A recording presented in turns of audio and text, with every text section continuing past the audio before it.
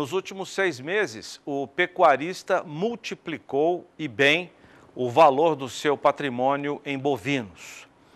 Veja dados do levantamento do CPEA. No final de fevereiro, o indicador do boi gordo, CPEA, da B3, fechou em cerca de R$ 200 por arroba. Na média do mês, o indicador de boi gordo fechou em R$ 197,05. Uma alta de 2,1% na comparação ao indicador deste janeiro, que fechou em R$ 193,05 por arroba. Na comparação a fevereiro do ano passado, quando o indicador CPEA fechou em R$ 150,40 por arroba, a alta é de 31% em termos nominais. Eu vou chamar números, dá uma olhada. Quem tinha 1.000 bois magros em agosto, setembro do ano passado, tinha o equivalente a R$ 1.900.000, fazendo conta arredondada. Hoje, fevereiro, os mesmos 1.000 bois, pesando 350 quilos, valem R$ 2.700.000. Ou seja, R$ 800.000 a mais. Na linguagem simples, hoje este pecuarista estaria R$ 800.000 mais capitalizado num período aí de 120, 150 dias. As contas foram feitas pelo nosso entrevistado, está aqui conosco. Ele é diretor do Boitel Malibu, um confinamento de bovinos em Campo Grande, o Natanael Sintra. Nós vamos conversar com ele agora e o João Pedro participa conosco também. Natanael, obrigado.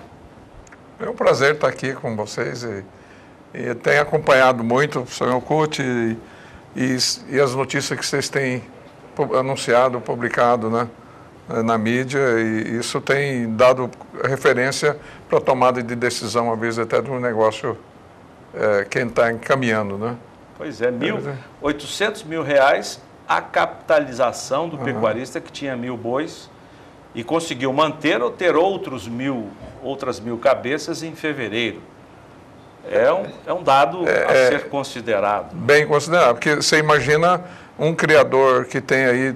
Isso aí é um reflexo, não foi só no boi, refletiu no bezerro, né, que o bezerro ano passado, nessa mesma época, era 1.000, 1.100, hoje o bezerro é 2.000. Dobrou praticamente o valor. Então, uma fazenda hoje de 5.000 cabeças, vamos pôr lá que ela vale, na média, 2.000 por cabeça, ele praticamente dobrou, que seria em torno de 1.000, 1.100 a média, tem 10 milhões a mais de patrimônio, né? 5 milhões a mais de patrimônio. E esse é um ganho de capital que ele não tem imposto, né? Fazendo uma comparação com outras aplicações, então você considera longe, né? o mercado de reposição, o boi magro, o gado magro, um bom negócio? Um bom negócio. Tanto que hoje você vê a oferta de fêmea é grande, porque o pessoal está vendo que reter a fêmea e criar está sendo um grande negócio, uma das melhores aplicações no momento, né? Enquanto você vê a poupança e outros dando aí 0,5%, está longe da realidade da pecuária, né? Nós estamos passando uma fase muito boa e promete ir para frente isso, né? Seu Sintra, nós aqui no canal sempre comentávamos, até uns 4 anos atrás, tinha uma entrevista com uma adida agrícola nossa do Brasil, lá em Beijing. E nós comentávamos a respeito da questão de consumo de carne, especialmente na China. E sempre falávamos aqui que a hora que a China realmente encarasse a carne vermelha como uma alternativa, e ela foi obrigada a encarar agora por questão da falta de carne suína, haveria um divisor de águas na pecuária. Eu só acredito também que essa questão, a China foi o grande divisor de água nessa revolução que está acontecendo em termos de preço, em termos de rentabilidade na pecuária? Não foi só a China. Se você analisar o quadro de exportação brasileira, principalmente com o trabalho desse governo, do Bolsonaro, com a Tereza Cristina, abriu muitos outros mercados que estão demandando pela carne brasileira. Que nós temos uma carne, ela tem a gordura, mas ela é magra. E o mercado hoje olha muito pelo problema da gordura, de colesterol. Então, Eu morei muitos anos nos Estados Unidos, dos 20 e tantos anos, eu não aprendi a gostar da carne americana. O brasileiro vai lá e, que delícia, mas eu falava para as pessoas, isso aqui, esse tipo de carne a gente vendia para Gessileva fazer sabão, que é puro sebo, né? Sebo, né? Então, eu via, andando pelo Oriente Médio, eu gostei, sempre olho no supermercado para ver o que tem de produto brasileiro. Então você vê a carne, ela é focada justamente nessa situação dela ser uma carne magra, saudável e que você come a gordura se quiser, se não quiser você tira. A carne marmorizada você não tem opção, você vai comer aquela gordura. E a mesma coisa aconteceu com o frango. O árabe não gosta do frango gordo. O frango americano é 55 dias. Eu não sou especialista no frango, isso eu aprendi ouvindo lá. E o frango brasileiro, média de 45 dias. Então ele é menor e é magro.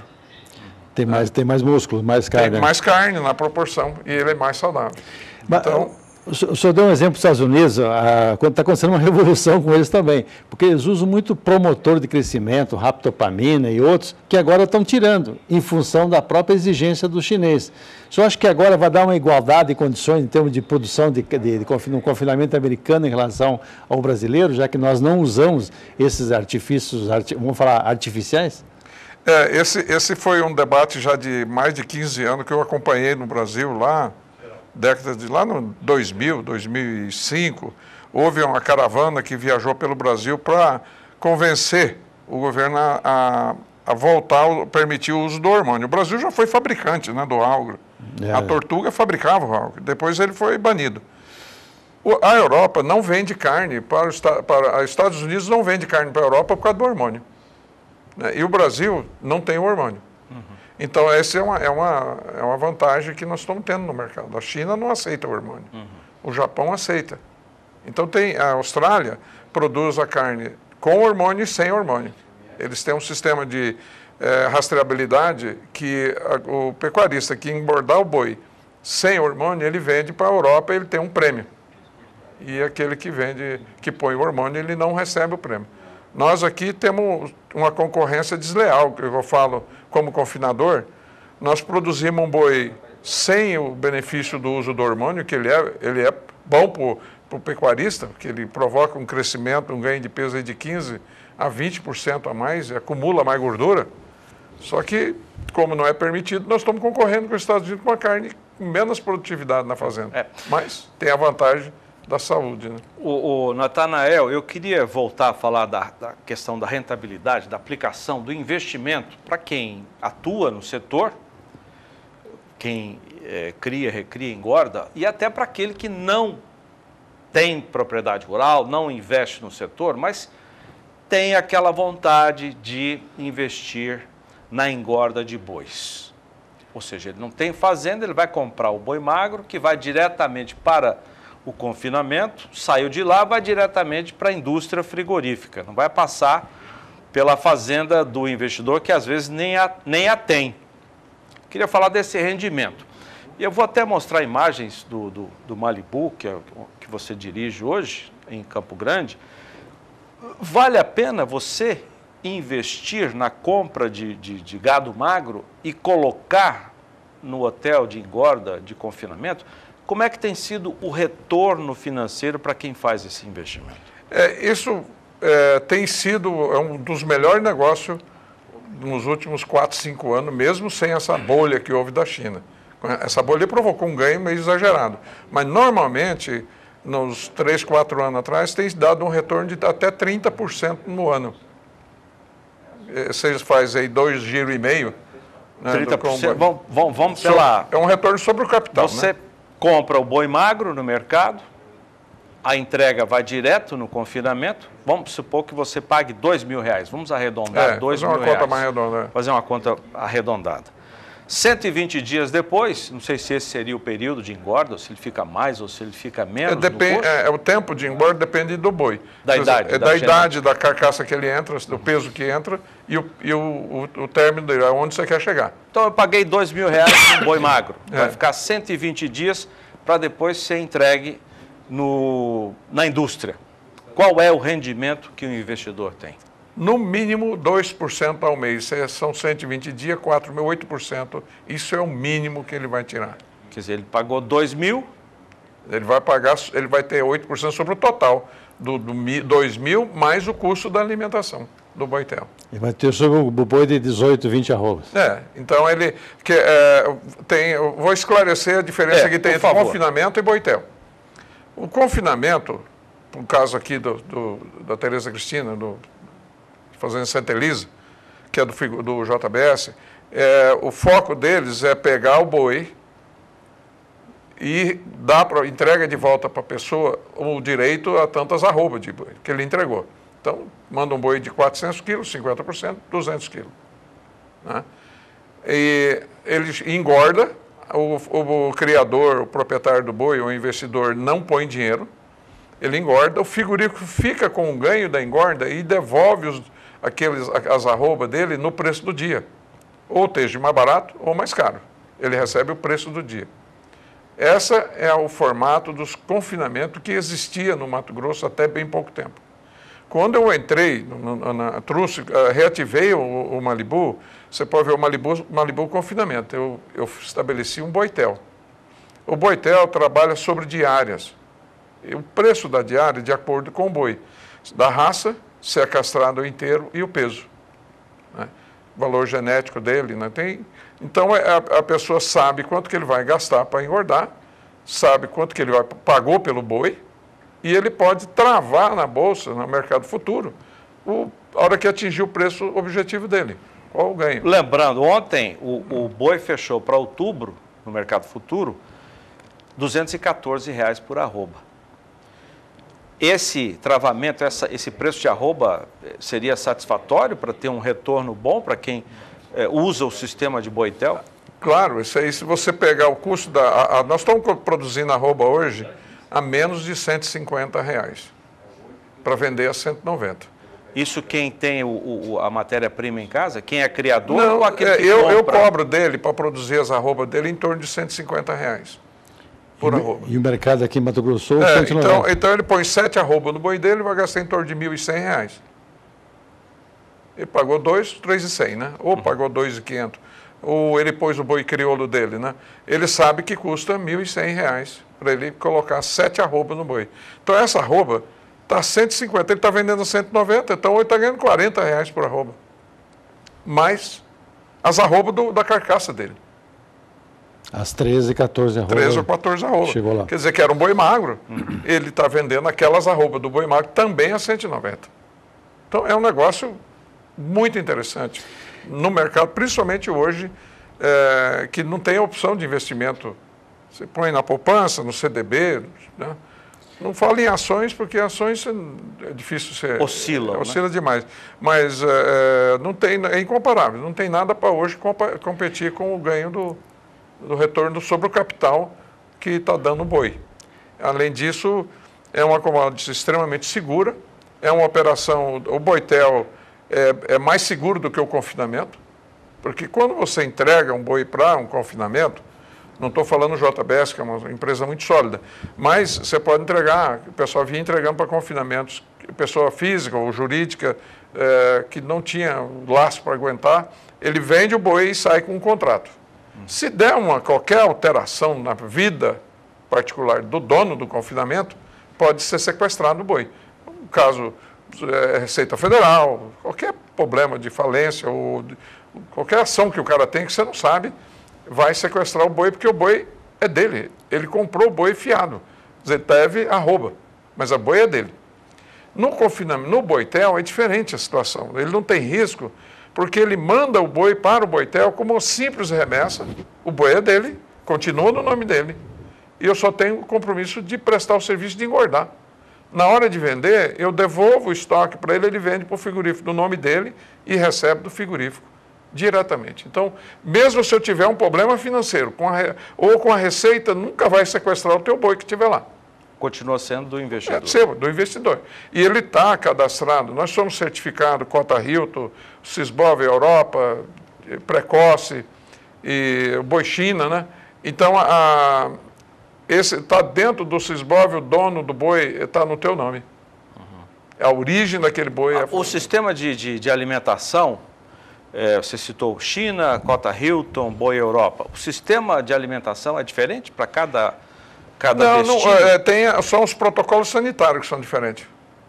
Por exemplo, Hilton, ele tem que entrar no sistema, no banco de dados do Ministério da Agricultura, com 9 meses e 29 dias, antes dos 10 meses. Então ele recebe um chip, um brinco, então ele entra no banco de dados. Então aquele bezerro vai até a engorda e morre como Cota Hilton, e ele tem aí 5 ou 6... Quer dizer que ele já é Cota Hilton lá atrás? Lá atrás. Tem que ser lá atrás? Lá atrás. Nós podemos também, nós fazemos Cota Hilton, porque se você me trouxer um bezerro, e você não tem, por exemplo, o Cisbov na tua fazenda, mas você me manda um bezerro com 9 meses, eu entro ele no banco de dados, no seu nome, como Cota Hilton, e ele vai morrer com o Hilton. Nós recebemos... É garantido esse mercado? É garantido. Ele vai ter essa garantia que o preço vai ser Cota Hilton? Ele tem uma fase do ano que não tem, que o frigorífico não compra. Então, você tem que estar atento para engordar esse animal para morrer naquele período do ano, né? Mas se ele escapar desse período, ele é Europa. Ele ganha só um pouco menos. Em vez de 5, ele ganha 2. Por arroba. Por arroba. Então, boi de 20 arrobas são R$40. Se ele ganhar 5, é 100, né? É uma bruta diferença. É uma diferença. Aí ele ganha o precoce.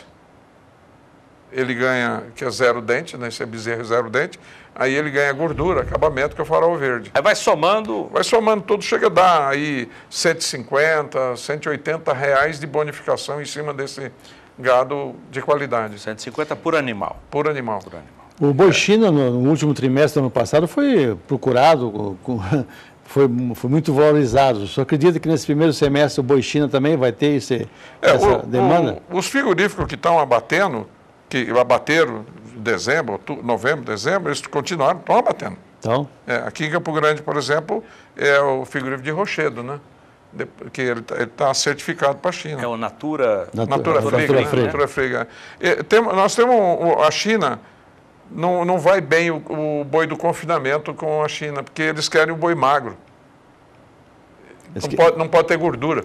O acabamento dele tem que ser... O acabamento é só músculo. E aí o confinamento está para o outro lado. O confinamento é o contrário. É o contrário. Nós pomos gordura. Nós temos que pôr o acabamento, né? E a China não quer. Inclusive, até há poucos dias apareceu na internet aí um frigorífico desenvolver uma máquina passando no boi, tirando toda a gordura. Isso é um trime, né? Alguém comentou isso aqui, já? Depilando. Depilando, se passava e tirava toda a gordura. Você leva meses para fazer alguém... Dinheiro. Rapidinho. Dinheiro, né? A vantagem é que o zebuíno não tem gordura entremeada, né? Então dá para tirar, dá para tirar, né? Agora, como é que o senhor vê essa situação? Por exemplo, eles querem um animal menos de 30 meses, mas a partir de que base de peso o pessoal está mandando para fornecer esse boi para eles? 16, 17 arroba? Não, o boi hoje de exportação, o boi Europa, exportar para o Chile, para a Europa, para a China, eles não querem o boi acima de 4 dentes castrado ou inteiro 2 dentes. Então é o boi de 30 meses. Esses criadores que estão ainda... no século passado, que eu falo, que até meus irmãos continuam matando boi de 4, 5 anos, isso aí não tem nenhum futuro no mercado doméstico e nem no mercado internacional. Eu observo bastante, às vezes eu vou num açougue e fico vendo, até a cozinheira doméstica chega e quer uma picanha. Se você colocar uma picanha de 2 quilos, ela não leva, ela quer de 1 quilo. E o boi de 4, 5 anos não tem essa picanha de 1 quilo, ela é grande. Então, o pecuarista tem que reduzir a idade do boi. Então, ele tem que investir na sanidade, na genética, né? E produzir o boi. O boi do confinamento é boi de 2 anos. E o tamanho da picanha desse boi? É 1,1 kg, 1 quilo. Né? O animal cruzado leva vantagem no confinamento? Meio sangue Angus, por exemplo? O JBS aqui era o único que matava o Angus, né? E hoje eles não matam. Hoje tem um protocolo 1953, que eles chamam protocolo 1953. Ele é taurino. Não é com aquela exigência do Angus antigamente, que não podia ter chifre, tinha que ser, se tivesse era botão mole, não podia ter mancha branca. Então ele tinha que ser Angus. E nós aqui no Mato Grosso do Sul não tem esse boi Angus. Aqui tem meio sangue Meio Nelore sangue. ou Brangus. É. Né? Então ele... Só no Mato Grosso do Sul? Não, o Rio Grande do Sul... do Paraná para cima já não tem o Paraná para Angus. cima não tem mais, né, o Angus. É tudo... Só o Angus. Eu vejo o pessoal falar, não, eu quero te vender 100 garrote Angus. Eu falo, olha, não é Angus. Puxa, que absurdo. Testa lá, que é Nelore, preto. Ele é meio sangue. Eles vendem sanduíche de hambúrguer Angus, mas às vezes não é o... Não é Angus, né? Na maioria das vezes não é o Angus puro. Esse protocolo JBS 19583 democratizou essa situação, porque se você chegar lá com um Brangus, com Hereford, com Angus, meio sangue, o Senepol, e ele dando característica taurina, ele é 1953. Então você vende melhor. Por exemplo, a novilha. A novilha, se vender ela com 16 arroba, ela é paga preço de boi. Na Nelore não acontece. Você pode vender uma vaca de uma novilha de 20 arroba, ela é novilha. É preço de fêmea. Bom, eu quero agradecer aqui o Natanael Sintra, que é diretor do Boitel Malibu, confinamento de Campo Grande. Obrigado pela sua entrevista aqui com a gente, pelas informações. Foi um prazer trazer aqui o pensamento do confinador, né? E até respondendo, você prolongar um pouquinho, respondendo a pergunta que ele fez sobre quem está investindo no confinamento Boitel. Por incrível que pareça, de um ano para cá, tem entrado mais gente pequeno, criador, do que os grandes. Isso é bom, democratiza. É democratizou. Nós estamos recebendo 40 boi, 50 boi, então pulverizou muito. E no fim, para nós, tudo bem, né? Dá um pouquinho mais de trabalho, mas eu estou também pulverizando a minha base de cliente. Tá certo. Né? Vamos ter que chamar o senhor novamente para falar desse assunto, porque ainda vai render.